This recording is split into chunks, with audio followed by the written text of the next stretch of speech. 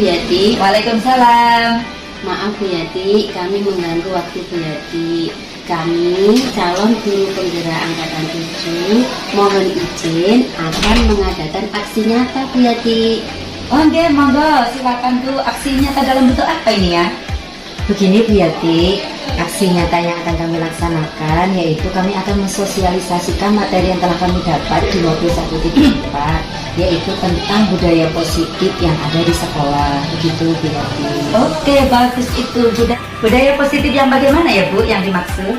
Jadi begini Bu Yati, di modul 1.4 itu kami mempelajari budaya positif, di mana budaya positif itu isinya tentang keyakinan-keyakinan, kebaikan-kebaikan dan kebiasaan-kebiasaan yang sudah diterapkan di sekolah, yang sudah berpihak pada murid, sehingga murid ini menjadi murid yang kritis, bertanggung jawab dan penuh hormat. Jadi nanti kita itu akan memberikan sebuah Bu Yati, wawasan kepada Dewan Guru semua tentang bagaimana sih budaya positif itu diterapkan di lingkungan sekolah. Jadi seperti itu Bu Yati. Bagus itu, sangat saya dukung dan saya support. Kira-kira fasilitas apa yang bisa saya berikan untuk ini, sosialisasi budaya positif ini? Kalau untuk fasilitasnya kami tentu satu tempat ya Bu Yati. Kami kemarin sudah sepakat kami memilih kelas Jasmine Class Bu Yati gitu nggih. Terus yang kedua kami juga membutuhkan proyektor untuk slide, menampilkan slide-slide materi itu, dan juga komputer gitu Bu Yati. Dan juga teman-teman, tentunya teman-teman semua Dewan Guru KB dan TK Islam Rahmatullah. Oke, siap. Insya Allah ini rencananya kapan Bu? Insya Allah kami merencanakan Sabtu besok Bu Yati. Sabtu besok. Coba saya lihat schedule-nya dulu ya. Sabtu besok itu ada kegiatan apa? Oh, alhamdulillah untuk Sabtu besok ini kegiatannya kosong ya Bu, bisa diisi sudah untuk sosialisasi ini. Berarti ini melibatkan semua Dewan Guru ya? Jadi dalam kesempatan ini kami berempat akan berpresentasi dan memberikan sosialisasi materi budaya positif tersebut kepada seluruh warga sekolah. Harapannya kita semua bisa berkolaborasi dan menerapkan bersama-sama budaya positif ini agar terprogram lebih baik. Sebenarnya mungkin di antara keempat kita ini sudah melaksanakan budaya positif, cuman mungkin tidak serentak seperti itu. Dan harapannya ketika kita sudah mensosialisasikan kepada seluruh warga, semuanya bisa serentak untuk menerapkan ini. Ngoten Bu Yati. Ya. Baiklah Bu Guru, seperti yang saya dengar tadi dari penjelasan jenengan semua, insya Allah budaya positif ini bagus diterapkan. Walaupun kan sementara ini budaya positif ini sudah berlaku di sini ya, sudah dibiasakan kepada murid-murid. Akan tetapi dengan adanya program dari guru penggerak ini untuk mensosialisasikan kepada segenap ibu guru, nantinya budaya positif ya, pembiasaan yang sudah dilaksanakan di sekolah ini akan menjadi terukur. Ya, seperti itu. Baik, insya Allah semoga nanti kegiatan ini bisa berjalan dengan lancar, diberikan kemudahan oleh Allah, sehingga warga sekolah ini bisa membudayakan budaya positif ini dengan baik. Amin. Terima kasih Bu Yati atas kesempatan yang diberikan. Semoga kita semuanya bisa memberikan materi dengan sebaik-baiknya. Amin. Oke, sami-sami.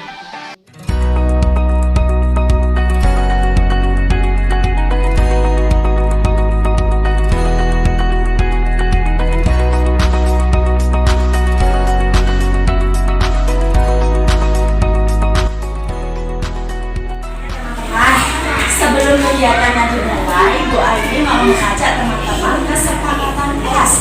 Kira-kira kesepakatan atau keyakinan kelas.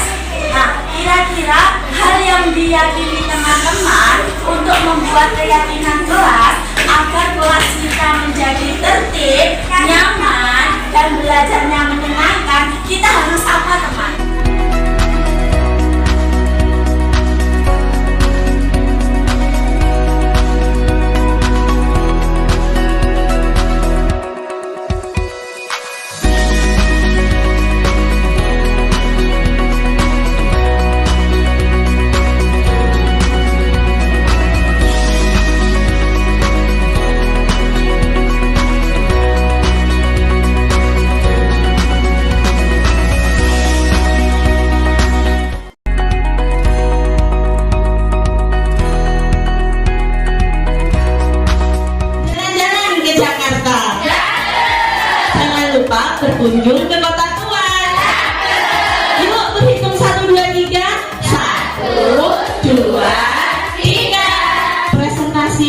segera saya buka. Assalamualaikum warahmatullahi wabarakatuh.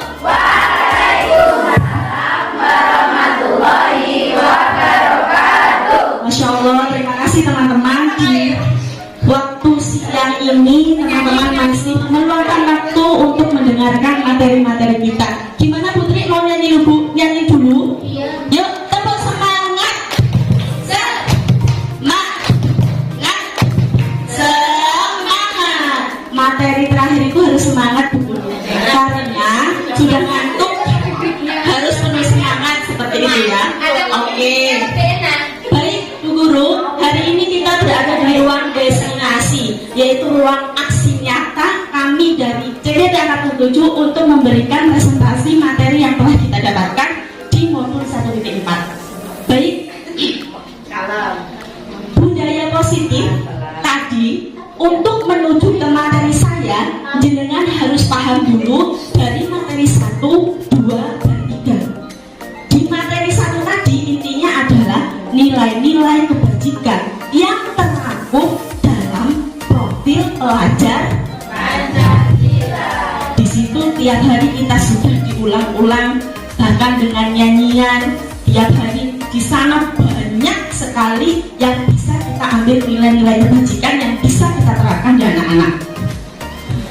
Materi kedua tentang hukuman penghargaan. Kenapa kita harus membahas itu? Karena di tanggal love-nya Bu Ica tadi, materi yang penting untuk kita terapkan adalah restitusi. Dan restitusi itu melewati materinya Bu Ica. Dan yang terakhir adalah materi tentang keyakinan kelas. Selama ini, apakah kita sudah melakukan keyakinan kelas? Di angkatan 3 CGP dulu namanya bukan keyakinan kelas, tapi namanya kesepakatan kelas. Di angkatan 7 ini sudah berubah nama menjadi keyakinan kelas. Nah, di materi ini kita akan memahami 5 posisi kontrol. Mari kita refleksikan bersama. Kita yang sudah bertahun-tahun ngajar nih, ya, kembali ke diri saya sendiri nih. Apakah kita ketika mengajar sudah idealkah? Sudah menerapkan inikah? Ini 5 posisi kontrol Bu Guru. Ada menghukum, ada pembuat merasa bersalah, ada teman, ada manajer, dan ada pemantau. Kita refleksikan bersama, kita lihat bersama. Coba kira-kira selama ini kita ketika mengajar sudah ada di posisi mana? Oke, kita belajar dengan video. Tolong diamati dengan benar-benar. Kita mulai dari yang pertama, posisi menghukum. Sini kamu. Selalu terlambat. Kamu deh pasti terlambat. Maaf Bu, saya Apa? Apa coba? Alasan kamu apa lagi? Kapan sih kamu bisa terlambat? Malas sekali ya kamu jadi anak. saya Dasar pemalas. Gak kapok-kapok sih kamu. Sudah berapa kali terlambat? Sana, kamu keliling lapangan basket 2 kali. kenapa saya harus ke lapangan basket Bu? Kenapa? Kamu melawan ibu. Berani-beraninya jawab. Sudah terlambat, masih berani jawab pula. Sekarang, keliling lapangan basket 5 kali sekalian. Biar tahu. Cepat, pergi sana ke lapangan basket.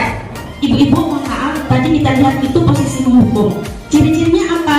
Nadanya tinggi, membentak-bentak, terkesan menjatuhkan, gitu ya, ngedonkan. Dampaknya apa kalau kita menerapkan pengajaran seperti itu?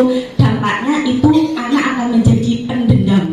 Nah, dendam ini membahayakan ya.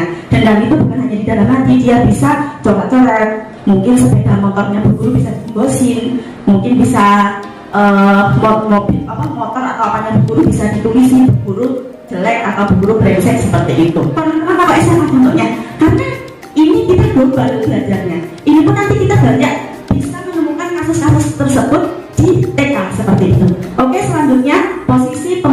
rasa bersalah. Naren,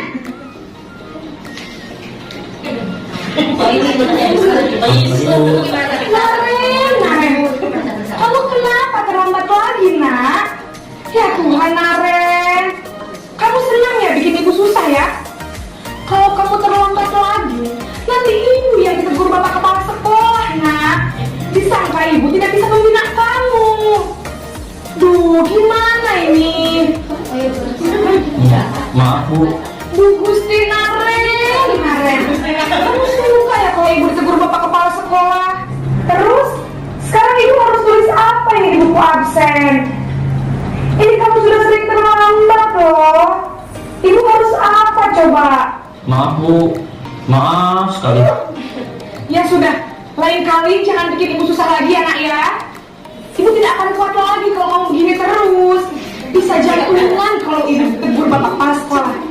Sana cepat ke kelas. Maaf ya Bu.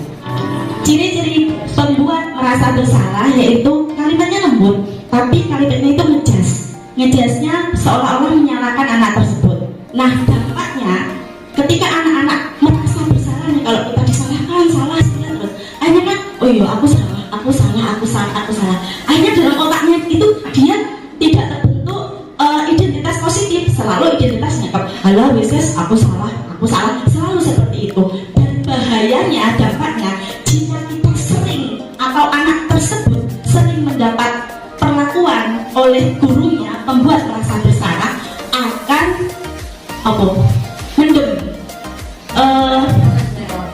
bukan kalau tadi mendendam, kalau ini memendam. Apakah status pembuat merasa bersalah sama ini lebih berat?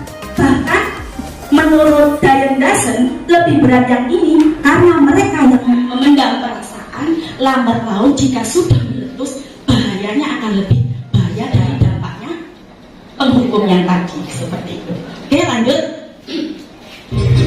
Posisi teman. Naren.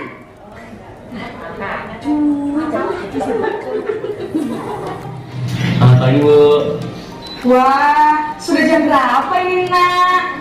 Terlambat lagi ya sayang. Iya Bu. Habis ibu saya lupa bangunkan saya Bu. Kamu malah menyalahkan ibu kamu. Kamu bukannya anak yang larinya paling kencang. Kok terlambat sih? Iya Bu. Saya memang terlambat bangun tadi.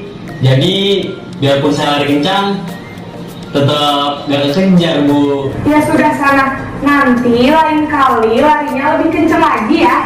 Biar gak terlambat lagi. Bikin seneng ibu demi ibu. Bisa kan? Bisa lah Bu. Ya sudah sana masuk kelas. Ibu beresin urusan absen kamu. Kamu ini ada-ada saja. Oke, ini posisi teman. Dalam posisi teman ini suaranya lebih friendly, lebih bersahabat, lebih berteman, seperti itu ya.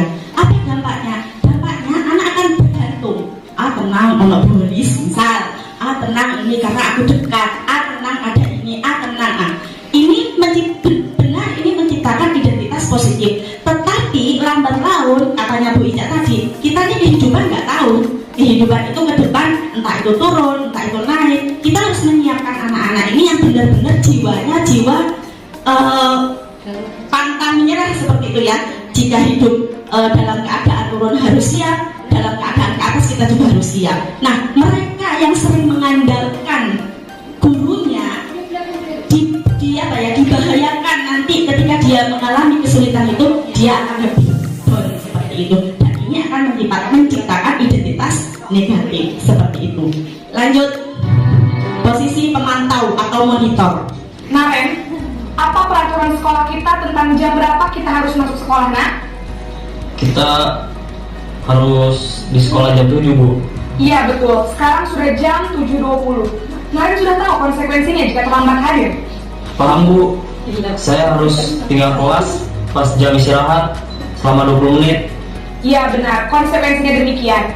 Jadi nanti jam 9.30 pas istirahat, kamu harus tinggal di kelas, kerjakan tugas tambahan untuk ketertinggalan kamu, ya. Ini posisi pemantau ya. Posisi pemantau itu nadanya datar, cenderung formal, lebih profesional seperti itu, lebih profesional, dan dampaknya sedikit karena dia mengandalkan konsekuensi. Nah, otomatis konsekuensinya sudah ada di materi sebelumnya. Konsekuensi yang kita bentuk adalah berdasarkan keyakinan kelas yang sudah kita sepakati bersama. Ketika kesepakatan sudah dibuat, insya Allah anak akan lebih paham bagaimana cara mengatasi konsekuensinya. Jadi di sini anak sudah mampu bertanggung jawab karena adanya konsekuensi. Yang terakhir yaitu posisi manajer, posisi kontrol yang terakhir. Maaf Bu, saya terlambat. Iya, sekolah masuknya jam 7, sekarang sudah jam 7.20. Jadi sekarang bagaimana nih Karen? Maaf Bu, saya lupa alarm saya semalam. Baiklah, menurut kamu, keyakinan sekolah yang mana yang perlu kamu tingkatkan? Menghargai diri sendiri dan orang lain mungkin. Nilai kebajikan keluar ya Bu. Jadi, apakah Naren meyakini prinsip saling menghormati tersebut? Iya Bu, saya meyakininya. Apakah Naren bersedia memperbaiki masalah keterlambatan ini? Bersedia Bu. Bagaimana kamu akan perbaiki masalah keterlambatan ini? Saya akan coba untuk tidak lupa menyetel alarm saya Bu. Baik, kalau Naren lupa menyetel alarm di rumah, ada orang yang kira-kira bisa bantu mengingatkan tidak? Ada Bu, kakak saya, Kak Emma. Ada lagi selain Kak Emma? Selain Kak Emma, ada ibu saya. Baik, jadi yang mengingatkan Naren adalah Kak Emma dan ibu kamu ya? Kira-kira akan mulai set alarm kapan nih Naren? Setelah pulang sekolah, akan segera saya lakukan. Baik, jadi Naren akan setel alarm untuk bangun besok pagi dan akan diingatkan oleh kakak dan ibunda Naren ya. Ada lagi yang mungkin perlu dilakukan Naren agar tidak terlambat bangun lagi? Tidak ada Bu. Baik Naren, terima kasih untuk kerjasama kamu. Sekarang kamu perlu kembali ke kelas untuk belajar. Baik Bu. Ini terakhir ya Bu, posisi manajer. Posisi manajer ini hampir seperti pemantau, nyadar-nyadar, formal, profesional seperti itu. Namun di sini ada beberapa yang tidak ada di pemantau. Nah, di sini nilai kebajikan tadi sudah muncul, ditanyakan keyakinan kelasnya. Apa yang keyakinan kelas apa yang kamu langgar? Dia dengan sendirinya menjawab, dia dengan sendirinya memberikan jalan keluar. Nah, disinilah posisi ideal guru yang diharapkan pemerintah di posisi manajer. Nah, Bu ini bagaimana? Apakah semua masalah harus diselesaikan dengan posisi manajer? Tidak, lihat besar kecilnya masalah tersebut.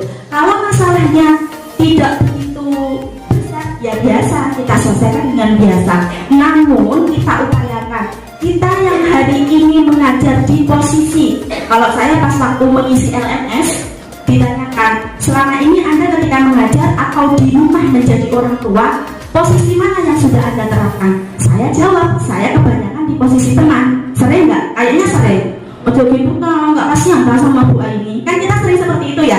Kalau saya seperti itu di teman, pemantau malah jarang, seringnya saya teman. Nah, harapan pemerintah ini dengan semuanya setelah mendapat ilmu teori kontrol ini bisa merubah sedikit demi sedikit dari yang posisi teman berangsur ke posisi pemantau dan akhirnya bisa ideal di posisi manajer. Harapannya yang nanti kita berusaha bareng-bareng Bu, saya pun belum sempurna, kita belajar bareng-bareng seperti itu.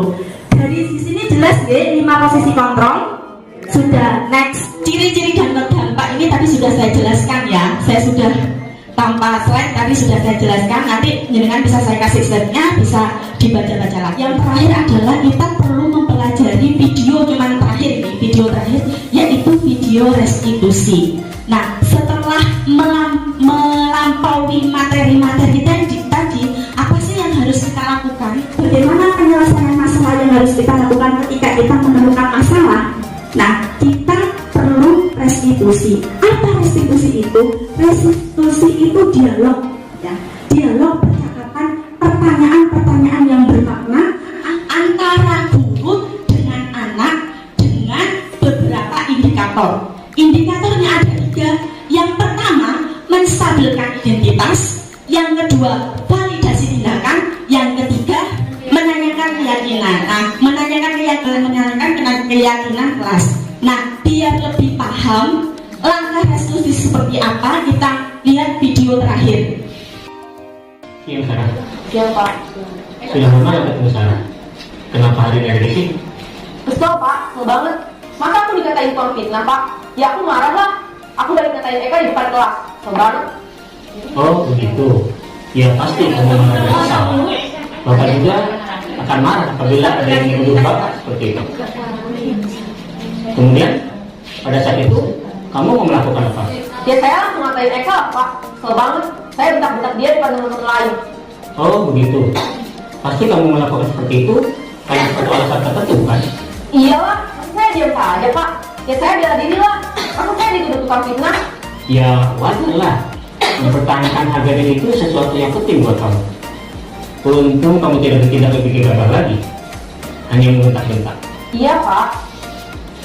Untung saya masih bersabar dan hanya membentak saja. Saya pasti bela diri lah. Ya pasti ya. Tapi kamu memilih untuk tetap bertahan dan bersabar. Kamu memilih untuk tidak berbuat lebih parah lagi. Nah, sekarang coba kita lihat lagi tindakan kamu yang bentak-bentak Eka di kelas.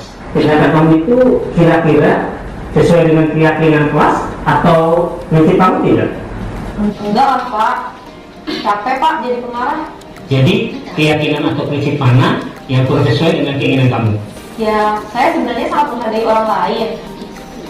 Mungkin saat itu saya menjadi emosi, jadi tidak menunjukkan sikap itu. Kamu meyakini tidak? Menghargai orang lain itu penting buat kamu. Yakinlah Pak. Iya, setuju. Kita harus saling menghargai. Namun, ada juga keyakinan yang kita sepakati yang perlu kita jalankan apabila kita sedang marah, kan? Ya, saya bisa lebih proaktif, mulai dengan diri sendiri. Saya bisa jadi lebih bersabar, mengambil waktu jeda untuk berpikir mau apa selanjutnya. Kira-kira kamu bersedia memperbaiki masalah ini tidak? Sedia Pak. Kalau kamu memperbaiki masalah ini, kamu akan menjadi orang seperti apa? Saya akan menjadi orang yang bertanggung jawab kali ya Pak. Dan senantiasa proaktif. Nah, inilah contoh restitusi yang diterapkan di SMA. Bu, ini bagaimana menerapkan restitusi di TK? Apakah ada masalah yang harus bisa direstitusi? Bisa, Bu, banyak. Jangan kunjungi nanti YouTube para guru penggerak. Di situ sudah masing-masing ada 3 kasus yang sudah direstitusi dengan bahasa anak TK. Dengan bahasa anak TK. Karena bahasa yang di sini sama bahasa anak TK kan tidak bisa diterapkan nih. Nah, kita menerapkannya dengan bahasa anak TK. Keyakinan kelas itu seperti apa? Bagaimana cara menanyakannya? Insya Allah keempat guru penggerak yang ada di TK Rahmatullah di YouTube-nya sudah ada aksi nyata, sudah ada sudah ada kegiatan yang sudah dilaksanakan. Nanti jenengan bisa mempelajarinya lebih dalam seperti itu. Dalam restitusi tadi tahapannya cuma ada 3, ya. Bu, ini angel misalkan gitu. Bu, ini sulit banget menerapkan restitusi. Dipikir gampang aja. Langkahnya ada 3. Yang pertama, menstabilkan identitas. Contohnya seperti apa? Menanyakan biasa. Tadi kenapa dia kok tidak masuk kelas? Benarkah yang Bu Ani terima? Benar kalau dia tadi memukul temannya. Seperti itu. Pertanyaan-pertanyaan sederhana yang sesuai dengan bahasa anak. Terus yang kedua adalah validasi tindakan yang salah. Kenapa tadi Tian seperti itu? Contoh misalkan, kenapa Tian tadi seperti itu? Aku bosan di kelas. Aku udah pengen keluar, keburu makan. Kenapa tadi kok pas waktu cuci tangan kamu nggak mau antri? Aku udah kelamaan Bu, aku udah lapar anak. Di situ, di posisi kedua menstabilkan identitas. Ilmu-ilmu yang diterapkan salah satunya adalah ilmu yang materi dari Ibu ini 5 kebutuhan dasar. 1. Manusia itu butuh makan. 2. Dihargai, punya kekuasaan, diakui kemampuannya. Kok dia terusnya yang ditunjuk, aku nggak pernah ditunjuk. Aku di depan, Bu, di depan, aku tak gantian. Mungkin dia merasa mampu dan jenengan tidak pernah memberikan kesempatan pada dia. Nah, itu ada di posisi kedua. Berikan kesempatan yang sama kepada anak agar dia juga merasakan hal yang sama seperti temannya. Jangan si A aja atau si B saja. Yang terakhir adalah menanyakan keyakinan. Nah, menanyakan keyakinan ini berkaitan dengan materi pertama yang disampaikan Bu Ririn sama yang disampaikan Bu Laili. Keyakinan itu harus dibuat dulu. Kalau kita kan buatnya kan sebelum sentra nih. Nah, itu kesepakatan harus dibangun dulu. Jadi ketika nanti perjalanan sentra ada yang tidak menyepakati itu, kita tinggal konsekuensinya saja, tinggal mengulik saja. Loh, tadi kan kesempatannya harus misalkan merapikan, harus menyelesaikan dari permainan 1 ke permainan 2 seperti itu. Jadi 3 tahapan ini sebenarnya mudah, insya Allah Bu Guru semua, apalagi yang sudah jam terbangnya tinggi, Masya Allah sudah luar biasa.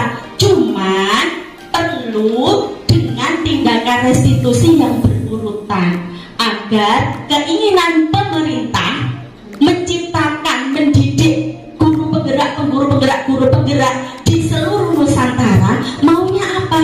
Agar tercipta murid yang mandiri, bertanggung jawab dan merdeka. Merdeka dalam artian apa, Bu? Dia bisa menyelesaikan masalahnya sendiri. Dia punya jalan keluar. Dia bisa menjawab. Kira-kira kalau Mas Tian, contoh ya, kira-kira kalau Mas Tian memukul temannya, perbuatan baik apa? Jelek. Menyakiti temannya apa tidak? Menyakiti. Kalau menyakiti merugikan orang lain apa tidak? Merugikan orang lain. Terus kan Bu, insya Allah dengan yang sudah sudah ini luar biasa. Ini contoh-contohnya, punya saya ada, punya Bu Laili ada, punya Bu Riri juga ada. Insya Allah dalam setiap video-video kami sudah ada 3 kasus ya kemarin ya, 2 kasus menyelesaikan masalah dengan cara restitusi. Mohon maaf karena di CTB itu pendidikannya itu dari SMA sampai TK, jadi kita harus pinter-pinter berkreatif karena kebanyakan contohnya itu di kelas SMP dan di kelas SMA seperti itu. Ibu-ibu, mungkin itu dari saya ya. Semoga ke depan perlahan-lahan kita bisa mengubah diri kita dari yang posisi kontrol terjelek, non sewu, naudzubillah dari ya, semoga kita tidak pernah di posisi penghukum atau pembuat rasa bersalah. Semoga kita senantiasa hanya di posisi teman atau pemantau. Kita bisa bergeser sedikit demi sedikit ke arah manajer. Setelah kita memahami posisi manajer, diharapkan kita bisa merestitusi dalam kegiatan sehari-hari. Personalia kita itu sudah restitusi, Bu. Saya pernah. Boris itu pernah kayak gini. Kalimat yang menstabilkan kita kayak gini. Contoh gini. Pernah saya tulis ya, ini contoh. Bukan Bu Aini saja yang seperti itu, banyak kok teman yang seperti itu. Nah, itu contoh menstabilkan identitas. Biar anak ini tidak merasa dia sendiri yang salah. Dia bukan bagus, Bu. Personalnya sudah menerapkan itu. Jadi ketika anak salah, jangan dituntut. Kita komani, jangan seperti itu, Bu. Salah itu. Itu jadi harus di posisi itu. Podo, jadi bom. Ya, belum jadi orang itu. Oh iya ya, seperti itu.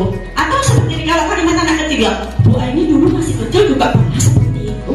Nggak apa-apa. Nah, akhirnya identitas gagal anak tadi berubah menjadi identitas positif. Dari identitas negatif berubah menjadi identitas positif. Jadi, digedekno atine seperti itu. Nah, nanti di file saya itu lengkap, Bu.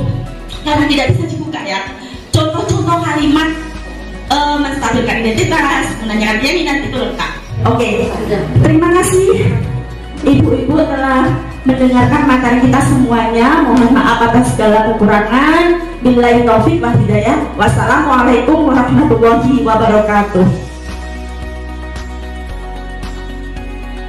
Digerak-gerakkan tangannya ke depan, digerak-gerakkan tangannya disilang, jempol digoyang. Nama saya Bu Ani, insya Allah nanti saya minta waktunya 30 menit saja untuk jenengan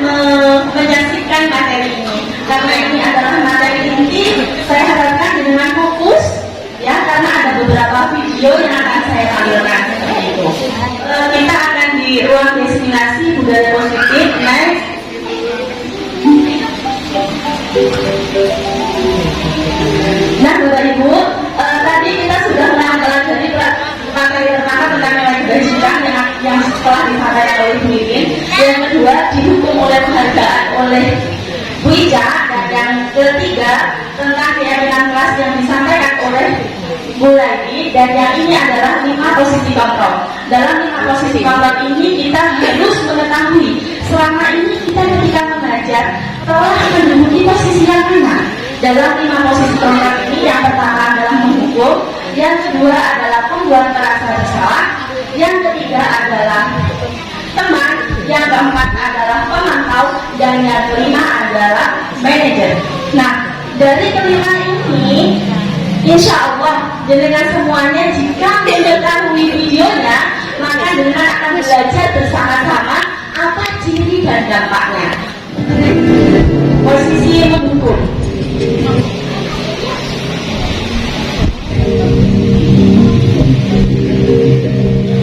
Naren, sini kamu. Jangan bosan ya, bilang rumah sudah 2 hari. Terlambat. Kamu deh, pasti terlambat. Maaf Bu, saya Apa? Apa coba? Alasan kamu apa lagi? Kapan sih kamu tidak terlambat? Malas sekali ya kamu jadi anak. saya Dasar pemalas. Gak kapok-kapok sih kamu. Sudah berapa kali terlambat? Sana, kamu keliling lapangan basket 2 kali. kenapa saya harus ke lapangan basket Bu? Kenapa? Kamu melawan ibu. Berani-beraninya jawab. Sudah terlambat, masih berani jawab pula. Sekarang, keliling lapangan basket 5 kali sekalian. Basket. Ini posisi menghukum ya. Posisi menghukum ciri-cirinya nadanya membentak-bentak, memarahi, memaki-maki, sifatnya itu mendadak seperti itu, dan pemberian hukumannya sifatnya secara fisik dan psikis. Jadi ketika dia dikasih hukuman, misalkan tadi disuruh berkeliling lapangan seperti itu, sambil dibentak-bentak, otomatis menghambat psikisnya seperti itu. Dia akan sakit hati dan mendendam. Yang berbahaya adalah pendendamnya, karena ketika dia sudah memendam, hal-hal buruk dapat terjadi bagi mereka yang sering mendapat perlakuan menghukum seperti itu. Next, yang selanjutnya, posisi membuat merasa bersalah.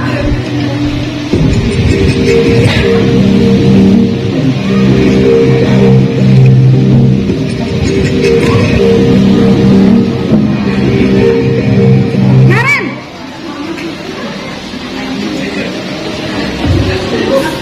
Selamat pagi Bu. Naren. Kamu kenapa terlambat lagi, nak? Ya Tuhan, Naren. Kamu senang ya bikin ibu susah ya? Kalau kamu terlambat lagi, nanti ibu yang ditegur bapak kepala sekolah, nak. Disangka ibu tidak bisa membina kamu. Duh, gimana ini? Maaf Bu, Duh, Gusti Naren. Kamu suka ya kalau ibu ditegur bapak kepala sekolah?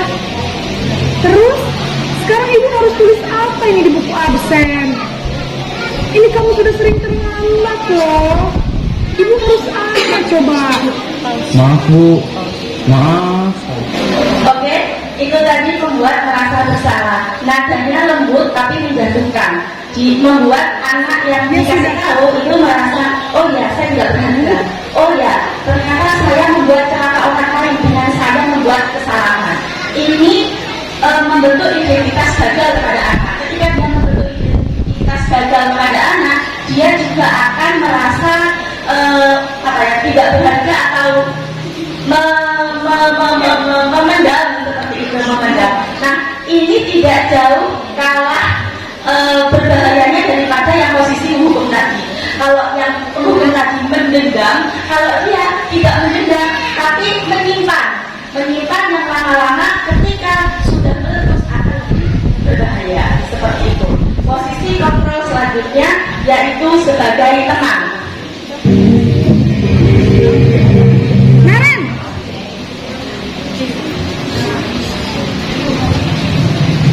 Selamat pagi Bu.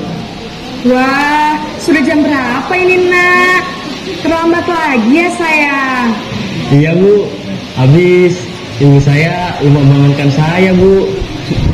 Kamu malah menyalahkan ibu kamu. Kamu bukan bukannya anak yang larinya paling kencang. Kok terlambat sih? Iya Bu, saya memang terlambat bangun tadi. Jadi biarpun saya lari kencang, tetap gak kekejar Bu. Ya sudah sana, nanti lain kali larinya lebih kenceng lagi ya, biar gak terlambat lagi. Bikin seneng ibu, demi ibu. Dan ini sebagai teman, kalau sebagai teman dia lebih friendly, bahasanya bersahabat, lebih dekat dengan anak, akrab seperti itu. Ciri-cirinya itu, kalau dampaknya seperti apa? Dampaknya ketika anak-anak selalu ditolong atau ditolong atau diperlakukan sebagai teman, dia akan menyepelekan. Suatu saat nanti ketika dia terjadi sesuatu yang besar, dia akan mudah down seperti itu. Itu menciptakan identitas gagal kepada anak tersebut. Next, mantap. Yang ini sampai terakhir ya, Bu.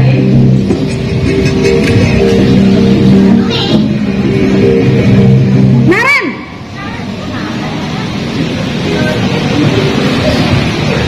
Selamat pagi Bu. Naren, apa peraturan sekolah kita tentang jam berapa kita harus masuk sekolah, nak? Kita harus di sekolah jam 7 Bu. Iya betul, sekarang sudah jam 7.20. Naren sudah tahu konsekuensinya jika terlambat hadir. Paham Bu, saya harus tinggal kelas pas jam istirahat selama 20 menit. Ya benar, konsekuensinya demikian. Jadi nanti jam 9.30 istirahat, kamu harus tinggal di kelas, kerjakan tugas tambahan untuk ketinggalan kamu, ya. Baik Bu. Nah, itu posisi pemantau. Kalau posisi pemantau nadanya akrab, tulus, formal, ya kan? Di sana ada pertanyaan tentang konsekuensi. Nah, pertanyaan konsekuensi ini nanti berhubungan dengan keyakinan kelas tadi yang telah dibentuk. Mereka yang menanyakan tentang konsekuensi karena sudah membuat keyakinan kelas. Jadi ketika terjadi sesuatu, tinggal menanyakan konsekuensinya seperti itu. Ini posisi manajer.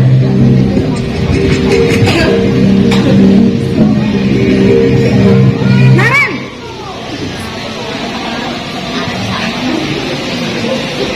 Selamat pagi Bu. Selamat pagi, Naren. Maaf Bu, saya terlambat. Iya, sekolah masuknya jam 7, sekarang sudah jam 7.20. Jadi sekarang bagaimana ini, Naren? Maaf Bu, saya lupa setel alarm saya semalam. Baiklah, menurut kamu, keyakinan sekolah yang mana yang perlu kamu tingkatkan? Menghargai diri sendiri dan orang lain mungkin ya Bu. Setuju. Jadi, apakah Naren meyakini prinsip saling menghormati tersebut? Iya Bu, saya meyakininya. Apakah Naren bersedia memperbaiki masalah keterlambatan ini? Bersedia Bu. Bagaimana kamu akan perbaiki masalah keterlambatan ini?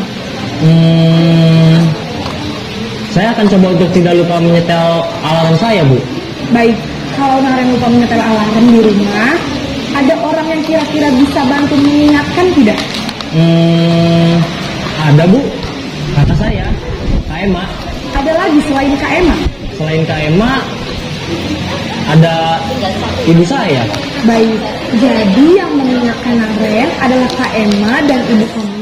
Nah, ini adalah posisi manajer, posisi yang diharapkan oleh pemerintah.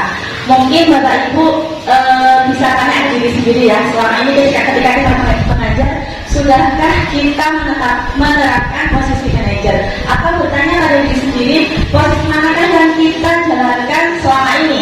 Apakah di posisi teman, apakah di posisi pemantau, apakah di posisi manajer? Nah, idealnya adalah seorang guru diharapkan bisa menduduki posisi paling minimal adalah di pemantau. Syukur-syukur setelah nanti mendapat materi restitusi, jenengan bisa menerapkan di posisi manajer. Karena manajer inilah posisi yang paling ideal yang diharapkan oleh pemerintah. Nah, sekarang kita menuju materi restitusi. Apakah itu restitusi? Restitusi adalah dialog atau pertanyaan-pertanyaan yang diberikan oleh seorang guru tentang pertanyaan-pertanyaan bermakna terhadap seorang murid yang terjadi terjadi penyimpangan.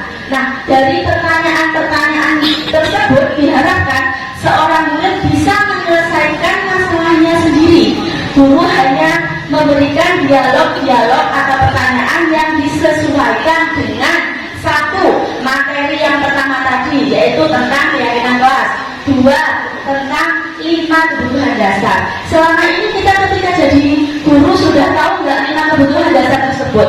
Mungkin mereka yang menyimpang dari